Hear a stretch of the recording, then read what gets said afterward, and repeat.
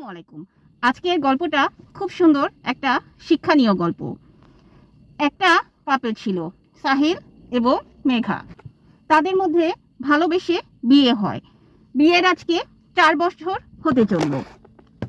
এই 4 বছরে তাদের মধ্যে অনেক কিছু পরিবর্তন এসেছে। একসময় তারা মনে করতো যে তারা একে অপরকে ছাড়া বাঁচবে না। সেই কাপেলই এখন চিন্তা করে যে একে অপরের সাথে থাকাটা তাদের জন্য খুব বেশি কষ্ট হয়ে যাচ্ছে। আজ তাদের 4 বছরের অ্যানিভার্সারি। এই 4 বছরে তাদের জীবনে অনেক কিছুর পরিবর্তন এসেছে। তারা হয়তো মনে করছে যে আর হয়তোবা তাদের একসাথে সামনের পথগুলো চলা সম্ভব নয়। তাদের হয়তোবা একটা মীমাংসায় আসতে হবে। কিন্তু আজকে সকাল থেকে মেঘার হঠাৎ করে কেন জানি মনে হচ্ছে যে তাদের মধ্যে যে ঝগড়াঝাটি, তাদের সম্পর্কগুলো হয়তোবা আজকে ঠিক হয়ে যাবে। তাদের মধ্যে নতুন কোনো পরিবর্তন আসা দরকার, তাদের মধ্যে নতুন কোনো চেঞ্জেস আসা দরকার।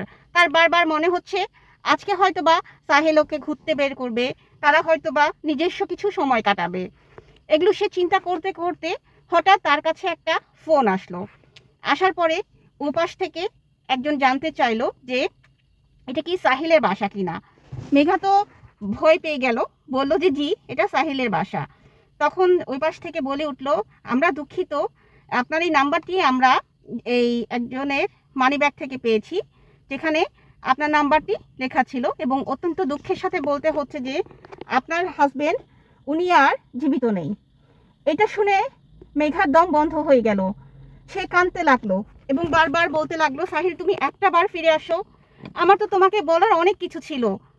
আমি তো এভাবে চাইনি, আমি তো চেয়েছিলাম আজকে আমাদের আবার নতুন করে জীবনটা শুরু হোক, যেমনটা আগের মতন। আমি তোমাকে একটা বার সরি বলতে চাই, তুমি আবার ফিরে আসো। আমি আমার সব কিছুর জন্য তোমাকে সরি বলতে চাই। কিছুক্ষণ পরে কলিং বেল বাজলো এবং মেঘা দেখলো দরজা খুলে যে জলজ্যান্ত সাহেল দাঁড়িয়ে আছে। সে তো তাকে জড়িয়ে ধরলো এবং তার না বলা সব কথা অনর্গল বলতে লাগলো, তাকে সরি বলতে লাগলো যে আমি অত্যন্ত দুঃখিত সাহিল, যা হয়েছে সব কিছুর জন্য আমি সরি।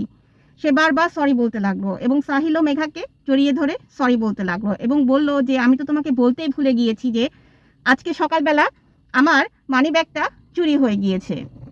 আমরাও দেখা গেল যে আমাদের জীবনের সব কথা অনেক সময় ইগোগুলো আমরা ধরে রাখি, বলি যে সে কেন বললো না, ও কেন বললো না।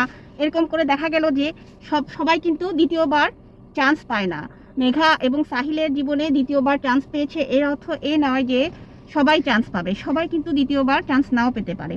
এজন্য আমাদের উচিত আমাদের প্রিয় মানুষটার সাথে ঝগড়াঝাটি যখনই সম্ভব একদম ভুলে যাওয়া, একে অপরকে ক্ষমা করে দেওয়া। ক্ষমা অনেক বড় একটা জিনিস, যে ক্ষমা করতে পারে সে সব সময় সুখে থাকতে পারে এবং অবশ্যই সেটা দুই পক্ষ থেকেই হওয়া উচিত। ধন্যবাদ।